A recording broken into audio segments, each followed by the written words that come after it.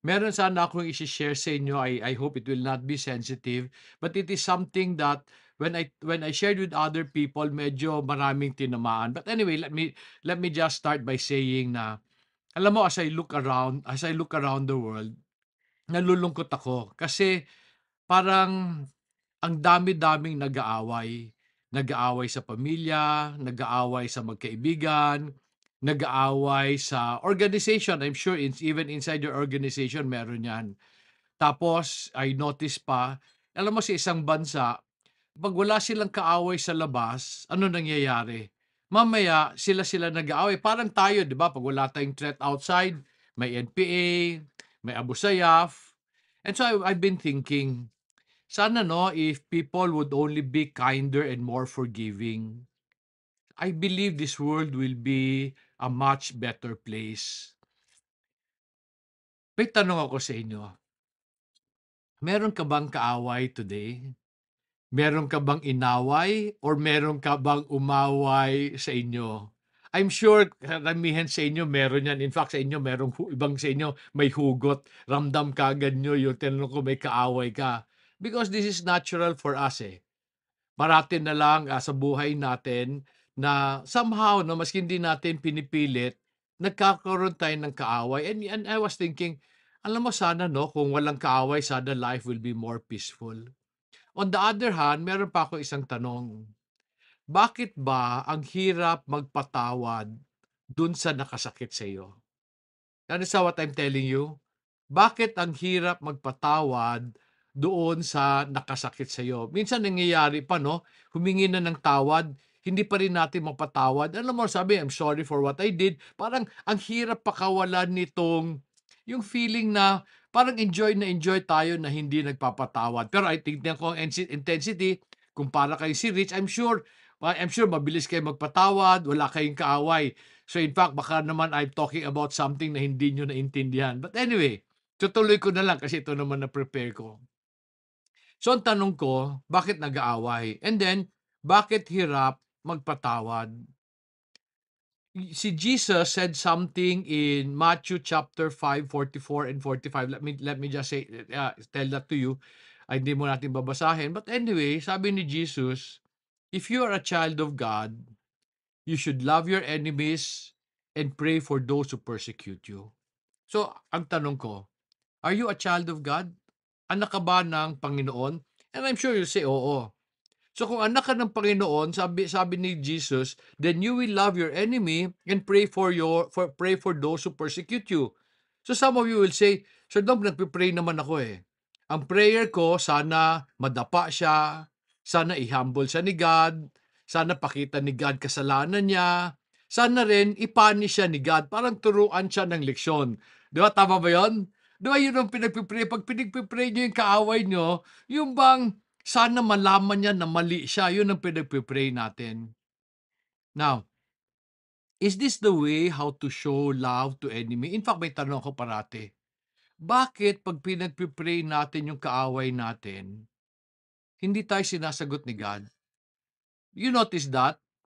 Na pag pinagpipray mo yung kaaway mo, sabi mo sana madapa, walang nangyayari. Ang tanong ko, yung kaaway mo ba, kaaway rin ni God? And you will find hindi. No? So anyway, so ang tanong ko sa inyo, when Jesus told us to pray for our enemy, ano ba ang gusto ni God na ipag-pray natin sa kanila? Ano ba talaga yung sabi niya? Sabi niya, love your enemy and pray for those who persecute you. Before I answer the question, what does God want you to pray for them? May tanong ulit ako. Bakit ba kayo nag-away? Isipin mo, yung kaaway mo, bakit ba kayo nag-away? Di ba tanong ko, bakit kayo nag-away? Bakit kayo nag-away? Meron siyang ginawa na hindi mo nagustuhan. Yung ginawa niya goes against your personal values. Meron siyang nasabi na na-offend ka. Or siguro meron siyang utang na hindi niya binayaran, bagay na hindi niya binalik. So, ang sama ng loob mo kasi meron siyang meron siyang nagawa na hindi mo nagustuhan. So ito tanong ko parati sa mga kaibigan ko na may kaaway. Yung ginawa ba niya against you, kasalanan yun kay God? Now you think about it. Meron siyang usapan niyo 5 o'clock na-late siya so nagalit ka. Kasalanan ba kay God yun? So minsan, meron siyang nasabi na hindi maganda. Pero, 'di ba isipin mo, style lang naman yun, eh. Let me explain, let me explain. Meron tayong mga kanya-kanyang style. Like for example, I don't know if this is true in your family, but ang misis ko OC. Ako 'pag nagtrabaho, okey lang sa'kin makalat. So 'pag makalat yung gamit ko, ayusin ng misis ko ta's mamaya ikakalat ko na naman. Mamaya nagagalit na siya sa'kin. So ang tanong ko ito, kasalanan ba kay God kung makalat yung lamesa ko? Hindi naman, 'di ba? Wala namang kasalanan 'yun, 'di ba? Okay, pero gano'n style ko. Alam mo ba oftentimes ang away natin, hindi away dahil galit si God, is because iba-ibang style. Like for example, na-notice ko yung tatay ko Ilocano. Kung may Ilocano dito 'no? Ang Ilocano, habang nagkukuwentuhan, nagsisigawan, nakala mo inaaway ka. Now, pag ang kaharap niyan Ilonggo, patay na Ilonggo, malumanay. So, yung isa magagalit kasi yung isang style, iba. You notice, you think about it, yung kaaway mo ngayon, yung kaaway mo, yung ginawa ba niya was against God or something lang na hindi mo gusto? You did not like the language ng pagkasabi niya. You know, I don't know kung nasabi ko 'to sa inyo, but I have this Holy Spirit, a Fruit of the Holy Spirit series. I don't know if you've heard that, but dun sa Fruit of the Spirit na love, meron akong sinabi dun. Narinig niyo na ba yung idea of love language? Nasabi na ba sa simbahan niyo yun? Yung love language means lahat tayo may kanya-kanyang love language. What does that mean? Yung ibang tao gusto nila ng regalo. Yung ibang tao gusto lang nila ng oras. Yung ibang tao gusto nila ng affection. Yung iba, ang love language niya is service. Narinig ko 'to sa simbahan namin and sabi niya, "You should love the other person according to the way they want to be loved." Now, do you want that? Do you want to be loved? Do you want to be loved according to the way you want to be loved? Gusto ba niyo 'yon? I think maganda 'yun ano, we want to be loved the way we want to be loved. So ito problema ko. So nag-expect ka, yung misis dito nag-expect sa mister nila na affection, maglalambing. Pero ang mister, karamihan ng mister, ang love language niyan service, magtatrabaho siya para makakain ka. Minsan yung mister pag-uwi pagod, tapos yung misis gusto niya lambing, yung mister pagod na. 'Pag hindi siya linambing magagalit siya, sabi niya, "Why don't you love me the way I want to be loved?" Yun ang turo nitong love language na 'to. Pero na-realize ko, this idea of love language, the way it is applied, does hurt a lot of people. Now, why would I say that? You expect the other person to love you the way you want to be loved. May tanong ako, does the other person have the right to expect you to love him or her the way he wants or her to be loved? Naintindihan niyo yung tanong ko? You expect the other person to love you the way you want to be loved. Can the other person expect you to love him or her the way he wants to be loved? So ito na problema. Ang problema, hindi mo alam paano mag-love ng gano'n. 'Pag hindi ka malambing, hindi ka marunong maglambing. 'Pag require ka maglambing, patay na. Mahirapan ka. Okay? Like for example, ang love language ko is I will work hard to make sure you are provided.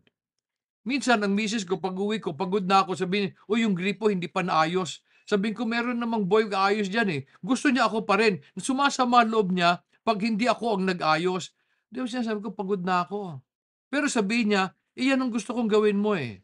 Now, there's nothing wrong with that, but that expectation stresses relationship. And do you know this idea of loving this idea of wanting others to love you the way you want to be loved goes against an important principle in Philippians chapter 2. Sabi ng version ko, Philippians 2 verse 3. Do nothing from selfishness and empty conceit, but with humility of mind, regard one another as more important than yourself. What does that mean? If I am not selfish, if the other person cannot love me the way I want to be loved, dapat okay lang. And sabi niya, with humility of mind, regard one another as more important than yourself. What does that mean? Pag yun lang ang kaya ng tao ibigay sa'yo, di ba dapat pasalamat ka? Huwag ka maghanap ng hindi niya kayang ibigay. Ulitin ko ha, sabi niya, do nothing from selfishness. Do not be concerned about what you will get. But instead, consider others as more important. Meaning, kung yan ang binigay niya, dapat i-appreciate mo. Now, I'm saying this because I notice in families, in husband and wife, ang daming conflict. And nalulungkot ako because they're unnecessary conflicts. And that the root cause is you did not love me the way I want to be loved. Now, let me emphasize something ha. The person do not know how to love you the way you want to be loved because hindi niya love language yon. Naintindihan ba niyo ako? You're expecting your husband or your wife, like for example, nabibisit ako, pag umuwi ako, wala akong pagkain. Because lalaki dapat masaya pag may pagkain pag uwi, no? Yung misis ko hindi marunong magluto. Yung misis ko masaya pag gutom yun. Masaya siya pag gutom. Ako, nabibisit ako pag nagugutom ako. Now, I expect her to have a warm meal pag uwi ko. Eh, hindi siya yon. Pero malinis yon. OC yun. So, yung lamesa ko, hindi pa ako tapos sa kape, nahugasan na yung kape ko. Kasi OC. Di ba? Pero yun ang expression niya, yun ang expression niya, meaning, yun ang show of love. Di ba that happens to you? Oftentimes, you get into trouble because you expect the other person to love you the way you want to be loved. Ulitin ko, hindi niya kaya yon.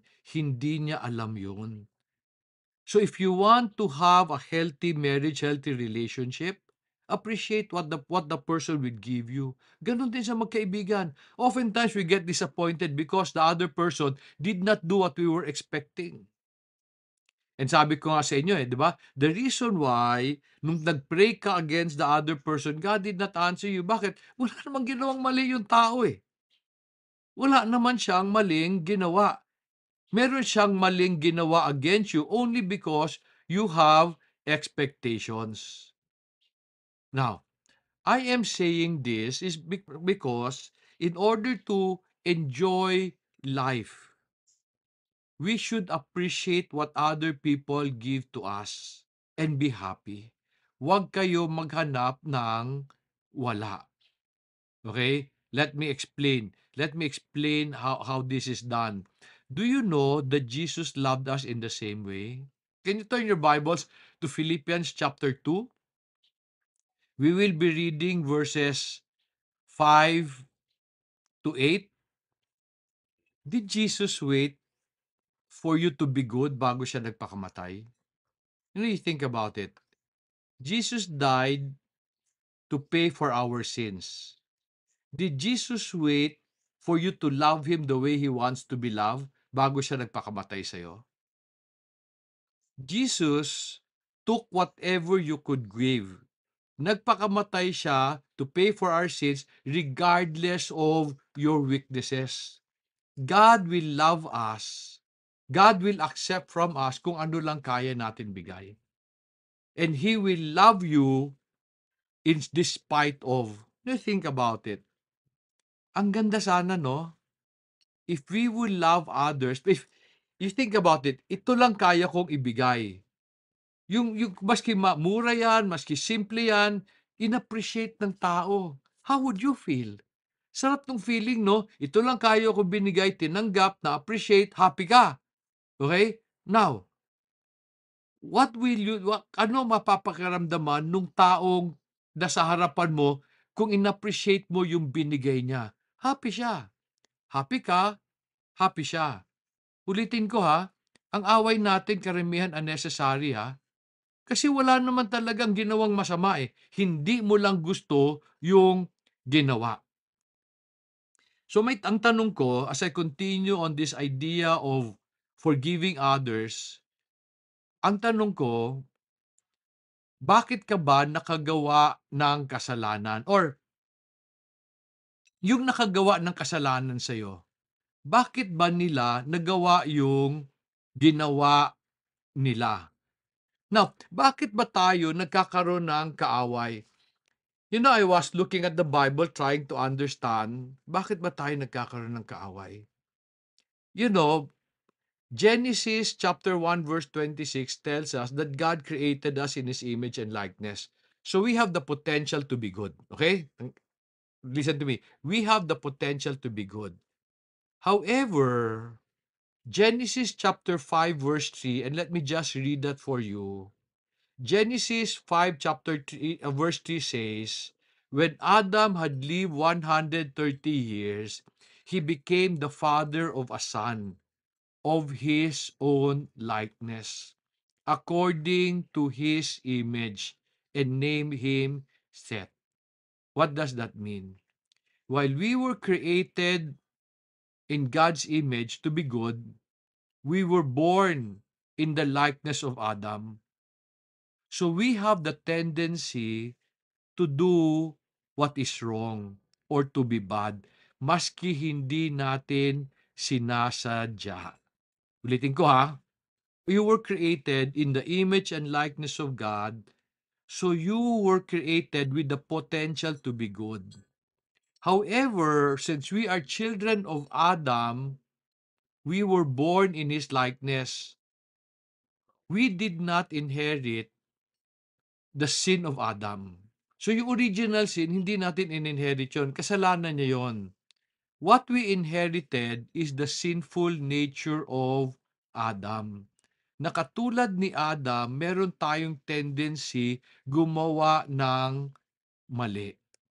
Maski hindi mo sinasadya. Okay, I hope you understand it. You think about the thing, mga conflict, maski hindi mo sinasadya, nakakagawa ka ng mali. Okay, sabi ko sa inyo kanina, nobody wakes up one day and say, maghahanap ako ng kaaway. But if you look at your experience, minsan, napapaaway ka ng maski hindi mo gusto. Like katulad na lang ng election, I hope I will not offend anybody. But the last election, you notice, they were very divisive. Merong Bongbong, merong Lenny. Ako ha, wala ako doon ha kasi kay Lacson ako. But anyway, doon sa golf course namin, nag-aaway ang Bongbong at saka Lenny. So one time may kausap ako, Lenny siya. Ang dami niyang sinasabi sa akin.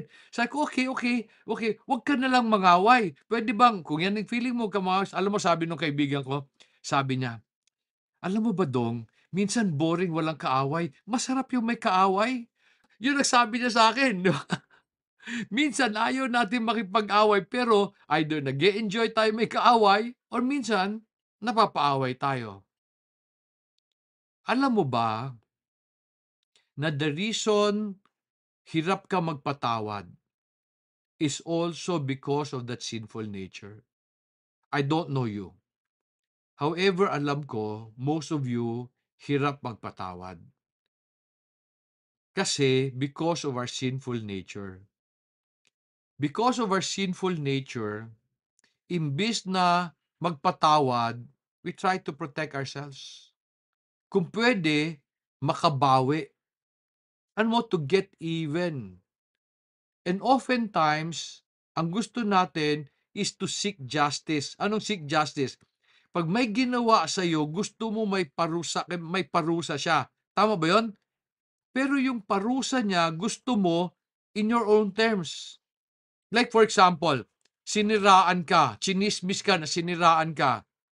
Ang gusto mo, mapahiya siya sa lahat ng tao. Or gusto mo mahulog siya sa hagdanan. 'Di ba?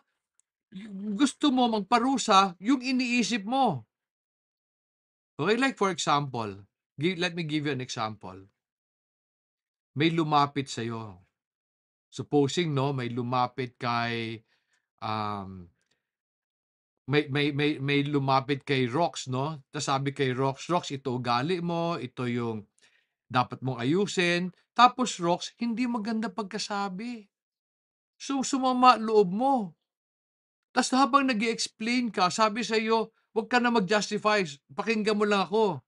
So, siyempre sakit nun, di ba? Okay? So, what will you do? You would pray, you would come to God and say, "Lord, will you defend me? Will you vindicate me? Will you impose justice? Pakita mo sa tao na yan na mali siya." Have you felt that? Di ba? Pag na-offend kayo, nasaktan kayo, gusto nyo makabawi. So, you demand justice. Ito tanong ko, yung justice ni God, what does it look like? Can you turn your Bibles to Deuteronomy chapter 16 verse 20? That's Old Testament. Sabi ng Deuteronomy 16:20. Justice and only justice you shall pursue, that you may live and possess the land which the Lord your God is giving you. So sabi mo, Lord, impose justice. Do you understand the justice of the Lord? Sa inyo, pag may nakasakit sa inyo, bawian mo, Lord. So you're seeking justice. Do you know what justice for the Lord is? Kung ano ang justice niya? We demand justice against our enemy. Let me read for you. Ako lang magbabasa. What is the justice of the Lord? Matthew 6:14 and 15. Listen to this. For if you forgive others for their transgressions, your heavenly Father will also forgive you. But if you do not forgive others, then your father then your father will not forgive your transgression. Naintindihan niyo yung justice ni God? Tayo, pag may nakasakit sa atin, Lord, bawian mo. Ang justice kay Jesus, kay God, pag may nakasakit sa iyo, patawarin mo. Labo, no? Sa kanya, patawarin mo. Sabi niya, otherwise, baka hindi kita patawarin. Ba't ganun? Unfair naman yun, di ba? Unfair na pag may nakasakit sa atin, magpapatawad tayo. Tapos sabi ni Jesus, baka hindi kita patawarin. Bakit? Kasi, the reason why you need to forgive, kasi ikaw rin naman pinatawad ni God eh. Di ba? Parang, ang sinasabi lang ni God, pinatawad kita. Magpatawad ka rin. Pero of course, sabihin mo, no? Lord, hindi naman humingi ng tawad, di ba? Hindi naman humingi ng tawad, bit ko papatawarin. Wala namang sinabi si Jesus na kailangan siyang humingi ng tawad. Kailangan mo lang patawarin maski hindi siya humingi. Our sinful nature demands vindication or demands revenge. Di ba? Gusto ko makabawi. Do you know what the Bible says about revenge?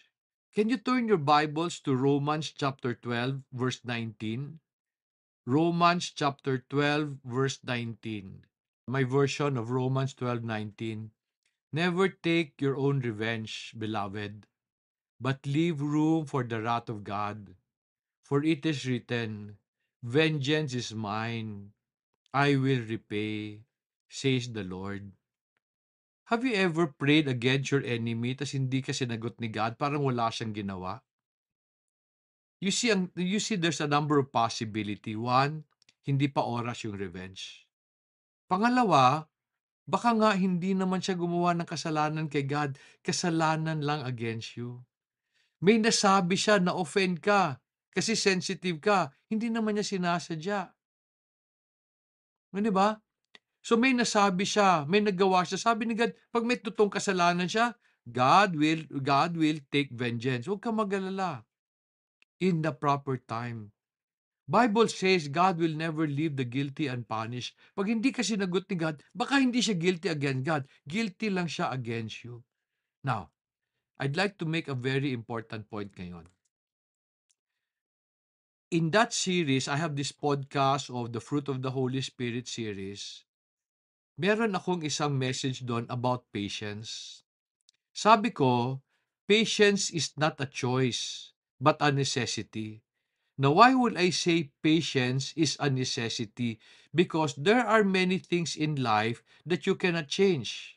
Like for example, pagdating ng bagyo, can you change yung pagdating ng bagyo? Hindi. Eh sabi mo, Lord, kailangan ko na makabenta. Eh dumating yung bagyo. Can you force the meeting maski may bagyo? 'Di ba you have to be patient. You need to be patient. Like for example, ang tanim. Alam ba nyo pag ang tanim binilisan yung tubo para mamunga, mamamatay ang tanim? So dapat respetuhin mo siya.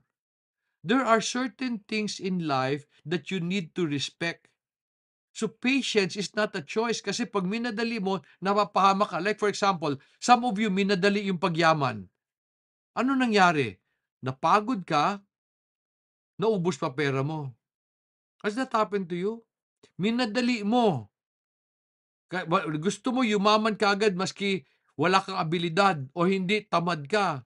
Okay, happy ako na si Richard is saying magiging siyang masipag na masipag. So kung tao kay ni Richard, dapat maging masipag kayo.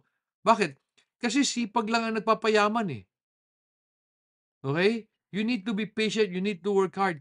There are certain things in life that you cannot rush. Therefore, you need to be patient. It is not a choice. In the same way, forgiveness is the same.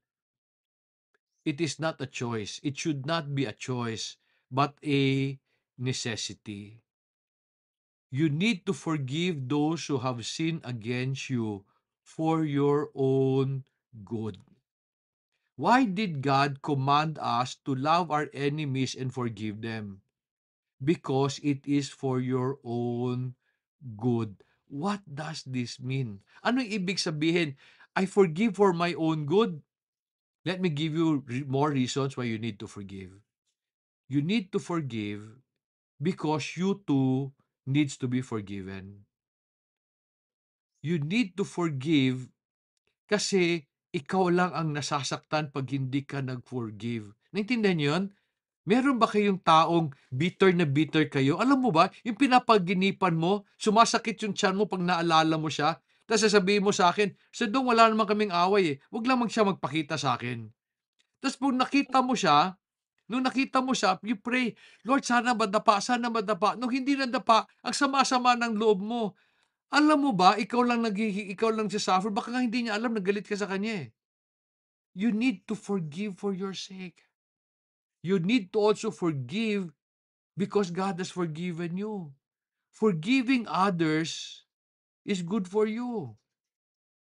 So bakit ba natin ayaw magpatawad? Kala natin nakakaisa tayo pag hindi tayo nagpatawad. There's a story in the Bible of an unforgiving servant. This servant, laki-laki ng utang niya sa master niya. You find this story in Matthew 18. So ang laki-laki ng utang niya sa master niya, thousands of talents, meaning thousands of shekels, okay, pera. Pinatawad siya ng amo niya. Nung nakiusap siya, lumuhod siya, pinatawad siya. Paglabas niya, nakita niya yung isang slave na mas mababa sa kanya, na may utang din sa kanya. Nung humingi ng dispensa yung mas mababa na slave who was asking him favor, hindi niya pinatawad, pinakulong niya. So do you know what the master did? Tinawag niya ulit yung slave na yon, naggalit siya, sabi niya, "You're very wicked. Pinatawad ka and yet hindi ka nagpatawad." That is what the Bible is telling us. Pag hindi ka nagpatawad, hindi ka papatawarin ni God. I would often tell people, forgive for God's sake. Sabi ni God, but also forgive for your sake, for your own good. As I end, gusto ko sabihin sa iyo, I realize that many people are not living out their full potential because of unforgiveness. Alam mo, may dala-dalang bagahe na unnecessary, na hindi siya makatulog, ang sama ng loob niya only because of unforgiveness. They forfeit the blessing the Lord has in store for them. Akala ko noon, you will not have peace when you have unconfessed sin. Na meron ka pang hindi sinasabi kay God, hindi ka nagre-repent. But today I realize you will not have peace if you do not forgive others. It's a burden that you will carry. So ang tanong ko, why would God want us to love our enemies and pray for those who are persecuting us? Ano ang good doon?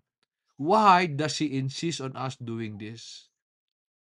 One, because yung kaaway mo, hindi niya kaaway yon. And besides, for all you know, God is using the other person to make you about a better person. Naintindihan niyo yun?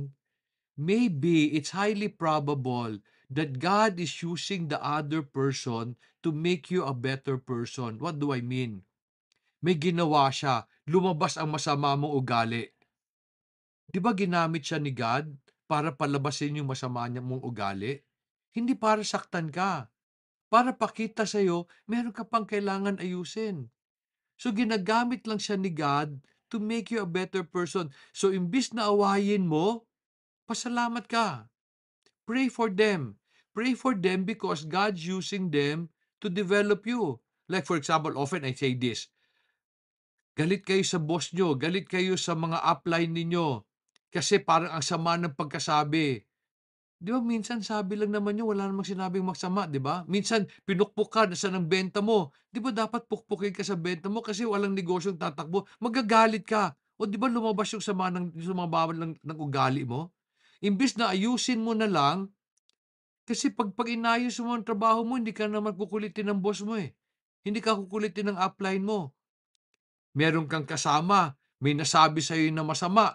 O ba't ka nagalit? Nagtingin mo ba yung kasama mo naghahanap ng kaaway? Hindi naman, di ba? So look at them as people God's using to make you a better person. And then let me ask you a question. Have you ever considered that maybe the other person sinned against you because you also did something against them? Is it possible na kaya nila nagawa yon kasi meron kang ginawa sa kanila muna? Oftentimes, nakikita lang natin yung mali ng iba. Hindi natin nako-consider, 'di ba, yung mali natin. So have the humility. And this is my last point. When I was thinking about this message, I realized forgiveness is a gift you give others. Anong gift? When you forgive others, you release him or her from the burden of needing to pay for his sin. Alam mo, tinanggal mo yung burden. Kasi feeling mo kailangan siya may pagbayaran. When you forgive others, you set him free from that burden. Nasabihin mo, no? Paano na lang ako? Ako na lang parati magbibigay? Friend, you have to understand, pinatawad ka rin ni God. May binigay si God sa'yo na regalo. Pinatawad ka rin niya. Ang gusto lang niya, patawarin mo rin yung ibang tao. And when pinatawad mo, hindi naman sila nakikinabang eh. Ikaw naman nakikinabang eh. This idea of forgiveness still supports a concept that I often talk about, fruitfulness. Anong fruitfulness? That you use what you have to bless others. That you use what God has given you to make other people's life better. Your fruit. So ngayong araw na to, yun lang gusto ko sanang pag-isipan nyo.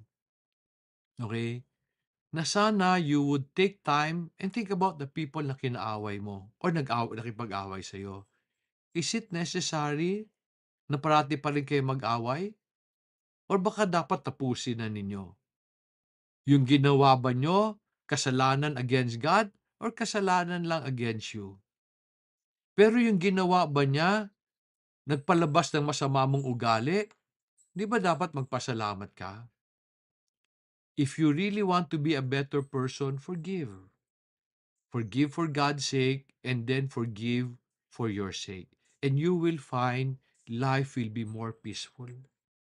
And kayo, you will be able to do more. Kasi maski kayo, you release yourself of a burden that can destroy you or that is destroying you already. Okay, so I hope you think about this and na sana nakatulong ito today.